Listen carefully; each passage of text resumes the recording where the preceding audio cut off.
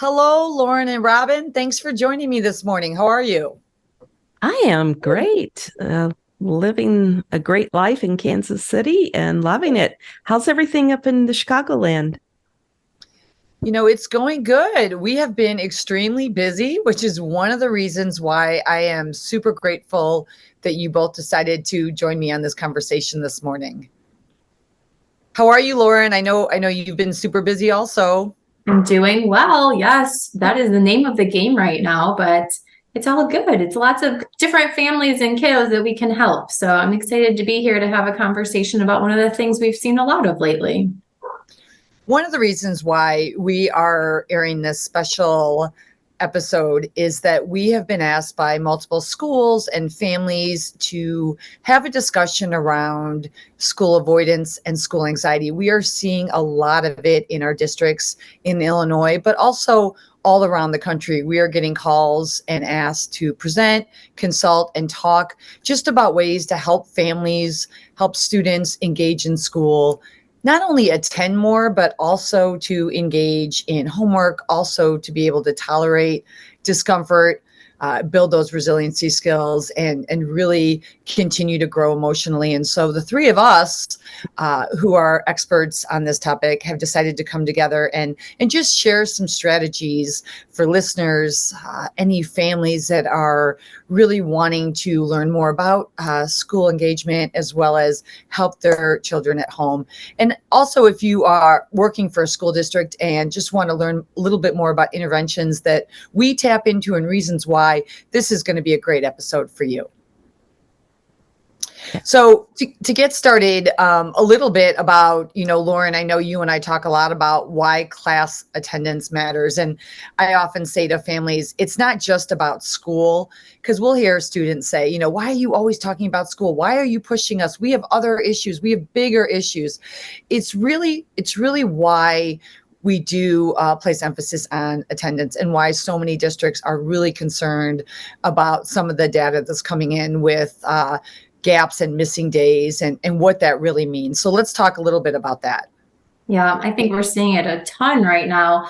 And I think when you ask the students, they don't really understand the full scope of school and why they're there, right? They're like, but I get good grades, or I don't care about my grades. We see every other, and they forget about all the little things that matter too at school and what they're learning in that environment. And I know it's especially hard for parents sometimes when their kids are super anxious or they're feeling nervous about going to school, that sometimes it's just better to keep them at home. And that's one of the things that I know you and I work with families on a lot of.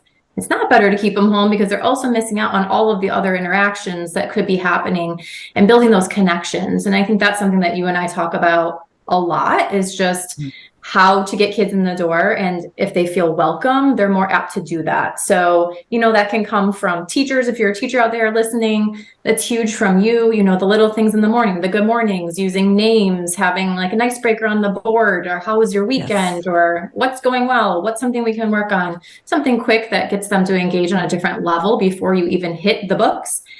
Seems to be something that's really, really important to the kids that we've been working with. And for so many, it's really about being out of routine. We see a lot of our students that struggle with school anxiety, school avoidance, or refusal behaviors. They tend to struggle on Monday, anytime after, a break or, school days off. It's that routine. It's struggling kind of going from the unstructured time to more of a structured time. And I think you hit the nail on the head, specifically for children that have, medical issues or, mental health issues. Those are the children that really need that routine and structure of attending on a regular basis. The more they miss, the more they struggle in, having pain symptoms or possibly mental health issues.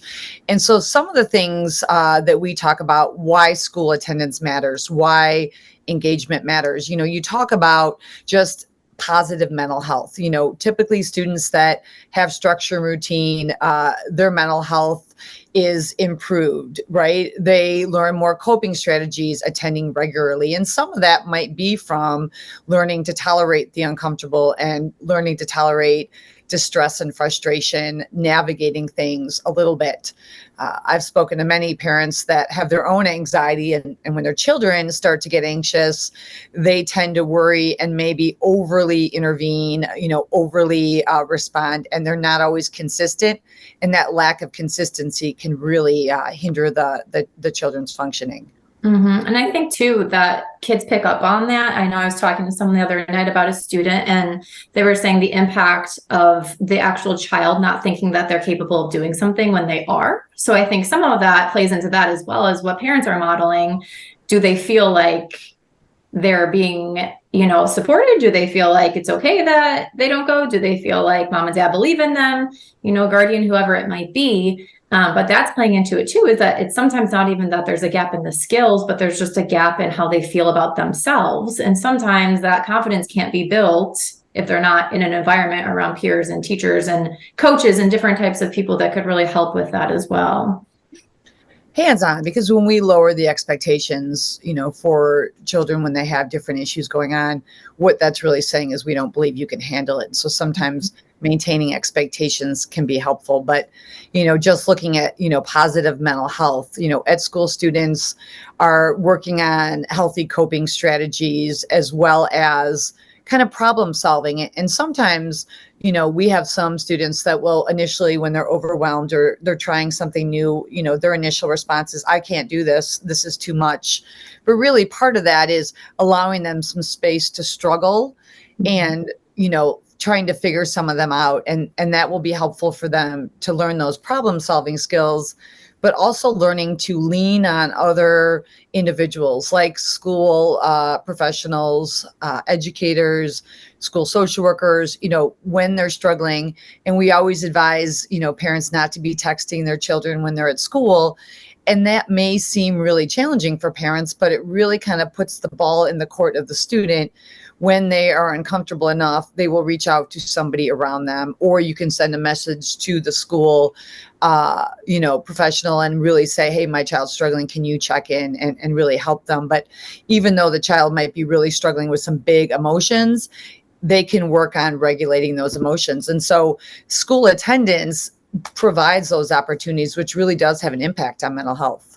100%. And I think that it's hard for some parents that aren't in the environment to notice too the distraction when they do push in like that with a simple text message thinking they're helping. It's actually breaking. So inattention is occurring and then it's in 2 seconds. Parents will always talk to us about video games, or can we control this iPad, or can we take off this game from a cell phone? And I'm like, but you also realize that when you text, it's the same thing, right? It breaks and then they go somewhere else, and then kids don't even know that they're doing it anymore. It becomes this automatic thing. So it's hard across the board. And I think we say that a lot, like this is challenging, right? Like when kids are struggling, their parents are struggling too, because they don't like to see their kids struggle. But that goes back to what we talk about, is like, sometimes it's okay if they're angry or they're having those huge emotions, as long as we're managing them and that they are using a support network, which you can tap into at school for sure.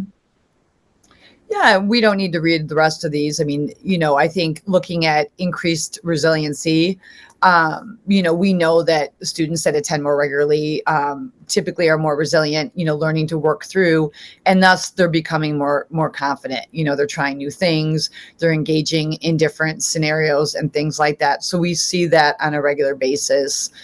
Positive, interactions, sometimes challenging interactions. There's going to be situations where maybe students don't get along with their teachers. There's going to be, bullying type situations. There's all kinds of difficult situations that can happen, but those are also opportunities for us to help our students navigate some of those situations.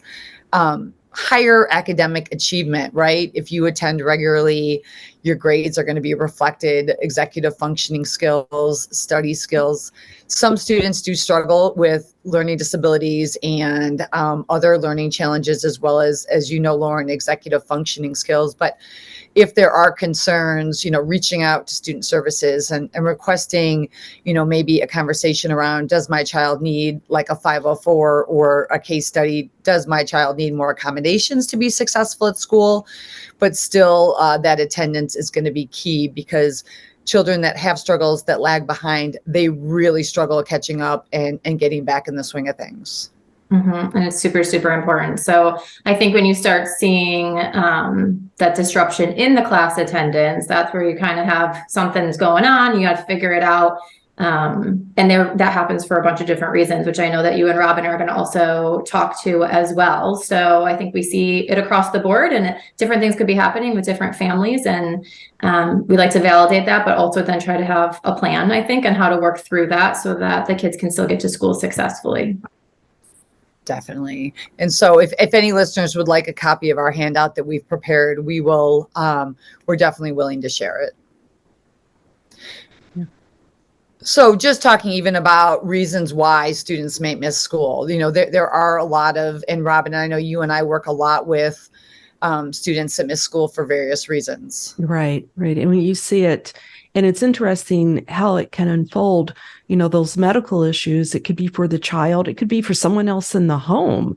A lot of times children feel that safety at home, but also if someone else is struggling in the home, they may feel that they need to be there. So sometimes we see disruptions for children because of their own mental or medical issues, but also in the home. And so being aware of that.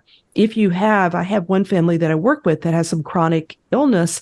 And so what we say is it's true. Yes, I have chronic illness. Mm-hmm. Yes, I'm in pain, whatever their day may be, and I can manage it. And you're okay to go to school.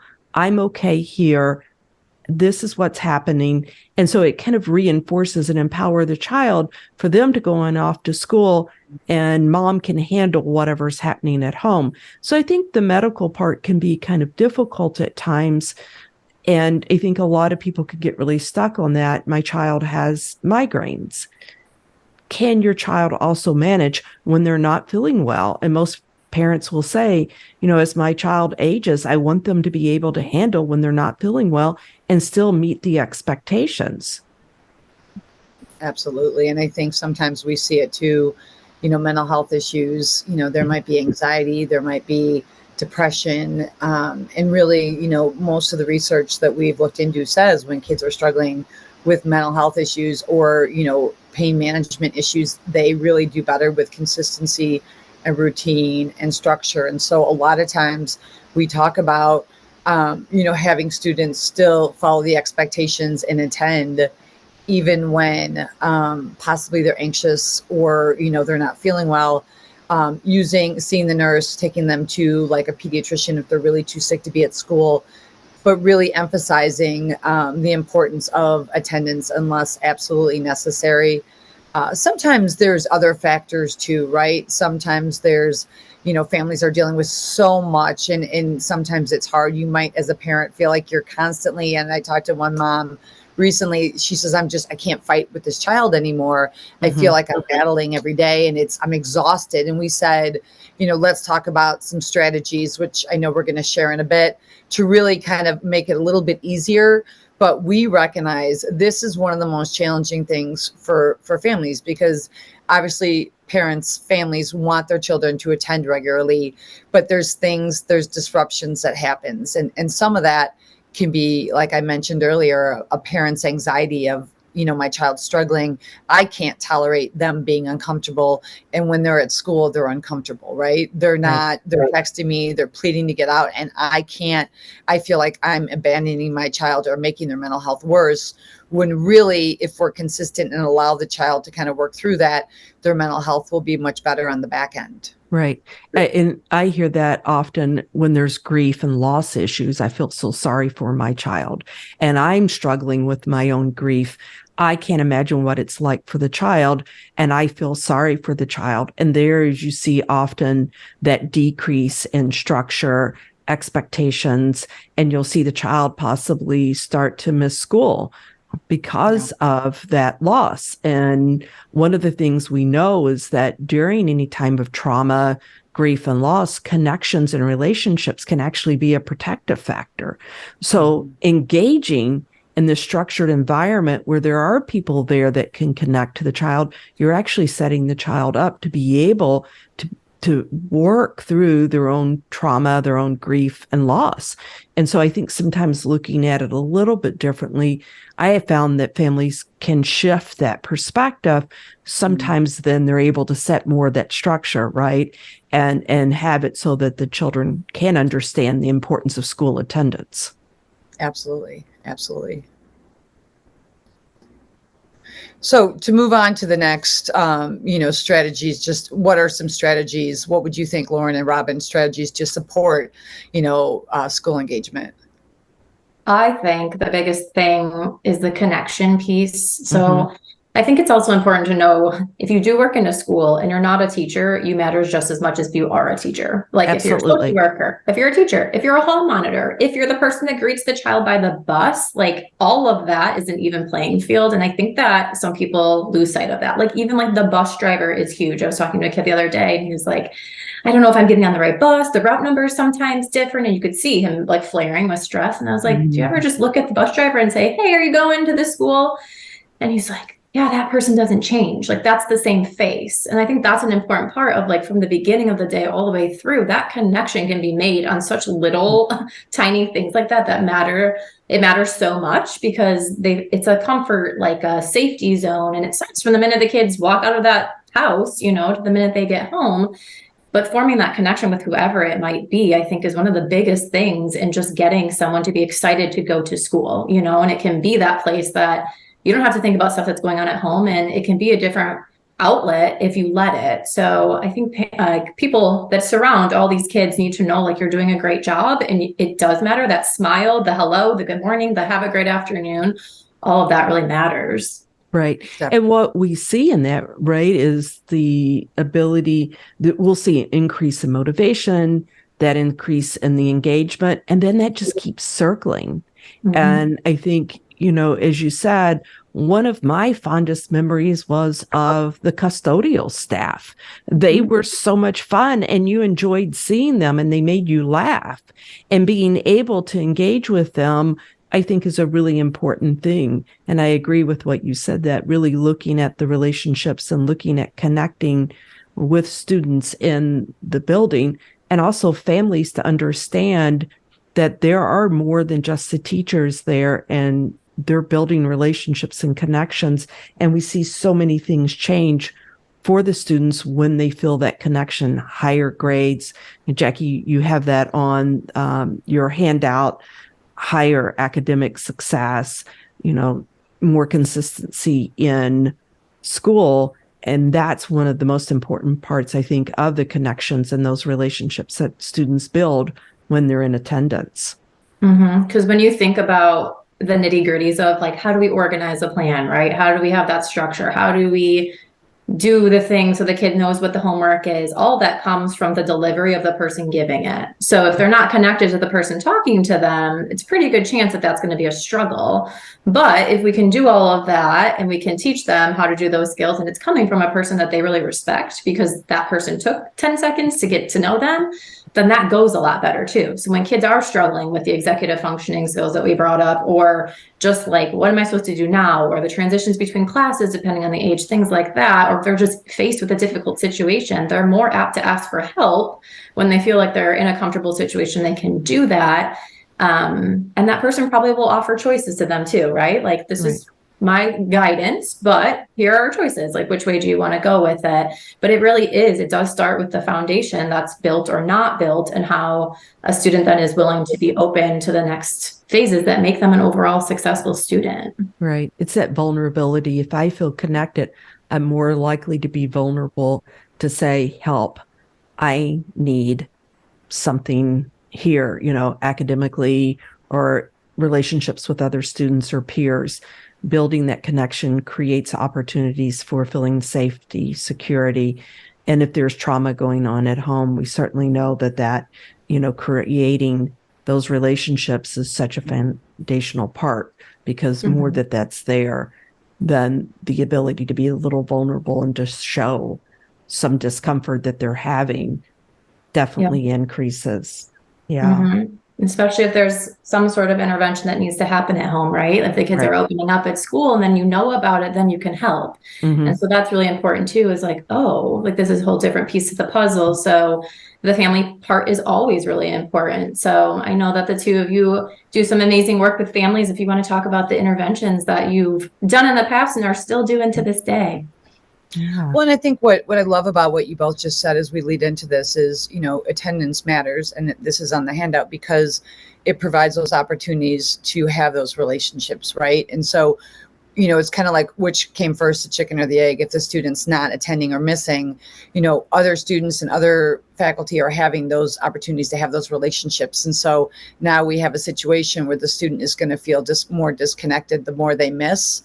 And I think also it's key for them as they are going regularly, they are going to start to build those relationships. And so one of the things we often ask families is, what are the students doing or not doing when they're not at school or they're missing days? And so many families will say to me, it's not just about school. They struggle with relationships outside. Many of their relationships are online.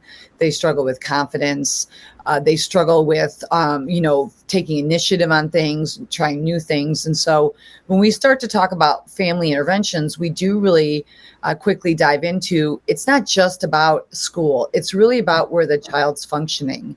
I had a group of students that all summer, they really did not socialize. They were really on electronics and games, and many of their relationships were through technology. And families will say, at least the ones I've talked to more recently, when I try to set boundaries, the children either get really upset or they make statements that are really concerning regarding safety or their mental health. And so family interventions is key, but we also understand it's extremely challenging. And many families feel like, I'm not doing a good job or this is my fault. And Robin and I always remind families every child is going to struggle, and it doesn't mean they're not going to be successful. It doesn't mean someone did something wrong.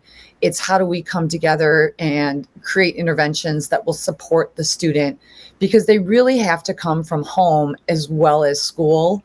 And I think as we partner together, as we do in several districts across the Midwest, one of the things we find most successful is when we really focus on interventions at home as well as ways to partner with the school. So this part is really key in helping the students engage. Absolutely. And I think the biggest part I encourage parents to do is look at, opportunities that they can be consistent in. Mm-hmm. And that is what you're going to find is when the changes start to happen. It's going to take a little while. As you said, Jackie, the child may be a little resistant at the beginning. And if you can find an area that you can be consistent, have the expectations in the structure, it will get better. You may have to ride out a little bit of a wave, but it does happen for families. And I think that's so important to recognize what you're building by allowing the child to manage the discomfort of entering the school and engaging with those other supports and creating those other opportunities. And if the child is at home, what's the expectation when the child is at home? And that can be really hard for some families. I know that, families may have different situations going on at home, and you have a child that is at home. Start to think and plan about what will happen if the child is at home and what is the expectations. I think planning that out, looking at how you can be consistent in that and how you can set up expectations versus just kind of responding in the moment. And I think that is one of the biggest strategies I think parents can really make change in if they start to implement those. Would you agree, Jackie, on those? 100%. And I think, to answer a lot of the questions I get about, I'm just so sick of power struggling. Robin, we talk a lot about not power struggling. When you start to get frustrated as a parent, walk away, just kind of take a break, because if you're really heated or emotional or sad or anxious yourself as a parent, it's probably time to take like a little break and then come back to it. And if the child gets heightened, same thing. Don't continue to engage with a child that's really anxious or angry or sad. Sometimes it really is about, we have to shift things, and it takes about 2 weeks of consistency. really, I like how you said, Robin, being clear about the expectations. I always say, you have a choice. And I always encourage parents to say it's your choice, but the expectation is you go to school unless you have a fever or unless, truly, a doctor would kind of verify that you're too physically ill to be in school.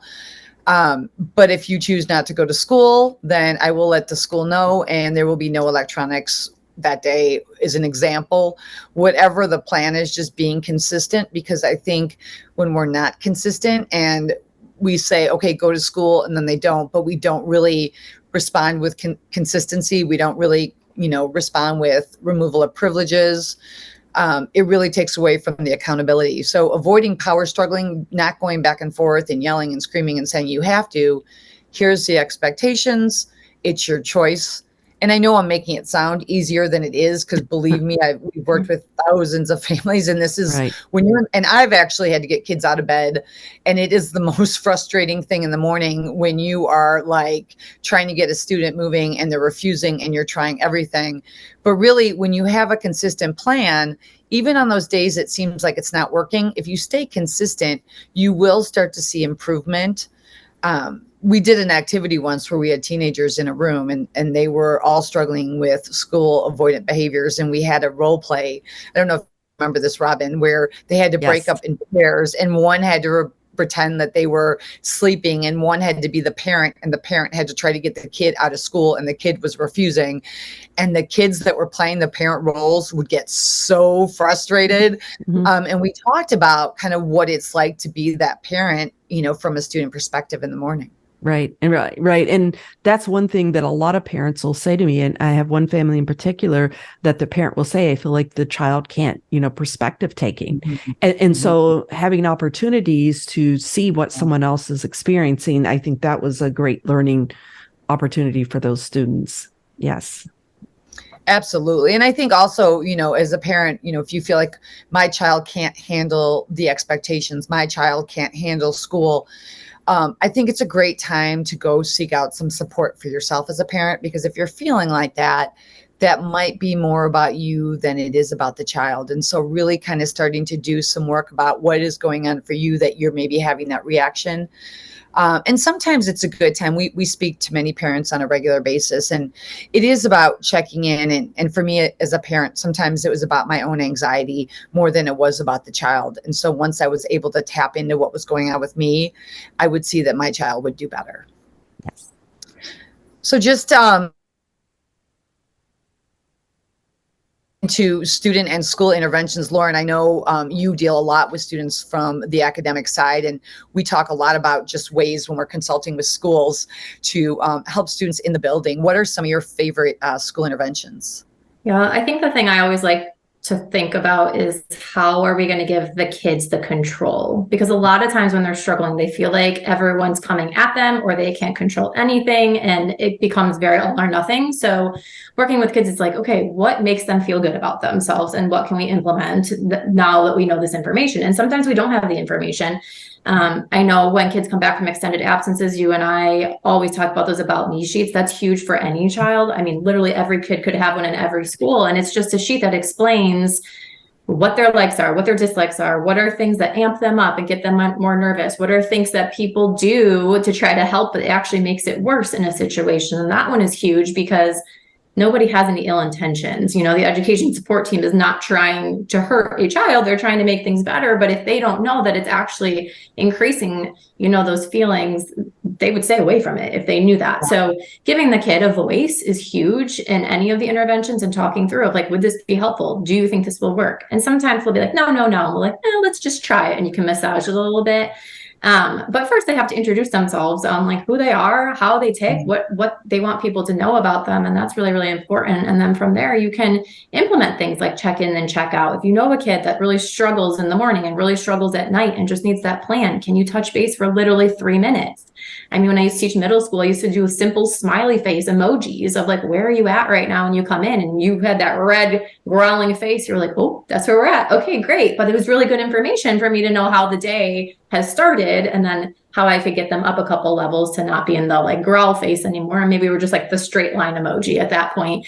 But that was progress. So, meeting the students where they're at and doing those check-ins to gain a pulse on what's going on in life overall is huge. And then remembering too that sometimes peers have a really good impact. So I used to work in a therapeutic day school, and we used to do positive peer culture. And sometimes that's what it takes, like we always say, like mom and dad's voice sometimes get muted. So do teachers sometimes, or social workers, if you're the one that's working with the kids a lot. So think about who else might have a positive impact. And it might be their own peers of like, hey, why are you doing that behavior? Like, let's talk about that. And get them to open up a different way, because they don't have all of those skills. And that's another thing that as adults, sometimes things are common sense to us. I'm like, why aren't they just using those coping skills? Or why aren't they using that self-soothing technique? But did you ever stop to actually teach it to them? Because assuming that they know how to do it and they can just implement it is one thing. But if they've never been taught it, they just don't know what they don't know. So that's always really good to think about in any circumstance you might see with a child. Well, the other thing too, and you and I talk about this a lot too, I always ask the child, do you think you can be successful at school? And their answer is so telling. And a lot of times we start there. If their perception is they are not going to be successful and they fear failure, then they're building this whole storyline in their head in the morning. And a lot of times they're convincing themselves not to go to school. So one of the things I love that we do is, really we will create a list of like tons of different scenarios and things that happen at school or that are related to school. And we'll ask students to circle, what are situations that you feel are difficult for you at school or you feel like are more of a challenge? And then once we kind of identify those situations, then it's not so much about school. It's about, I have a hard time talking to new people, or I have a hard time being in a group, or I have a hard time walking in a class. I'm worried everyone's looking at me. So we break it down and really working with families on, it's not school, these are the things we want to practice, so that as we practice, they build that confidence to engage in school. Mm-hmm. Really having, from a school perspective, and families, you can request this of schools too, having a staff do like a check-in every morning when they get there that the child really connects to, or maybe somebody that's really good at relating to students. It doesn't even have to be a counselor or a school social worker. Mondays are key, starting off the week, Monday morning check-in, having that person really be the champion for the child, as well as, really trying to find ways that student can get connected to other students. Because so often it is really, like we talked about earlier, those relationships and building relationships. Volunteering is another one. We talked about this at a school meeting this morning. Our students, for whatever reason, love to feel needed at school. They love to take care of class pets. They love to help out. They love to be an assistant.